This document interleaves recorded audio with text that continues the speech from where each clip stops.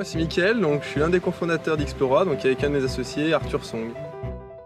C'est une application gratuite pour téléphone Android pour le moment, et ça permet de découvrir des nouveaux lieux donc directement en regardant avec son téléphone. Donc l'idée c'est qu'on va être devant un bâtiment, on va pas avoir de mots-clés, de nom de ce bâtiment, on va prendre son téléphone, on va le regarder et le bâtiment va être reconnu, il va apporter des informations. Donc ça peut être de l'histoire, des photos, des informations, et du coup tout ça c'est pour faciliter la découverte d'une ville ou d'un environnement. C'est suite à un projet en fait en études, on devait faire à peu près la même chose sur le campus, et après on s'est dit pourquoi pas le faire dans les villes ou même à l'étranger, parce que quand on est à l'étranger on n'a pas forcément internet, il y a la barrière de la langue, donc on ne sait pas forcément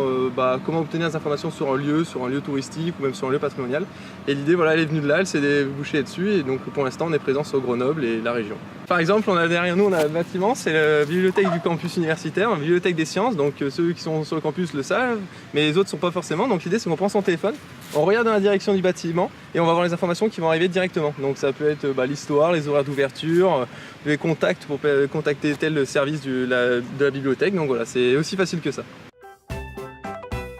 Beaucoup de personnes attendent la version iOS, donc vu qu'on est que sur Android, et aussi qu'on touche toute la France parce qu'on est principalement sur l'Isère. Alors c'est une ville où un petit peu plus connectée, donc on peut avoir les informations assez rapidement. Et aussi accessible à tous, parce qu'actuellement on peut voir aussi par exemple des projets comme OpenCar, ça rend accessible le covoiturage, mais aussi plus connecté avec le reste du monde, parce que beaucoup de cultures, donc par exemple pour Explora, ne sont non accessibles. Donc il y a différentes personnes, ça peut être aux jeunes, ça peut être aux personnes un peu plus âgées, donc voilà, on essaye de rendre accessibles ces informations à tout le monde et de façon intuitive.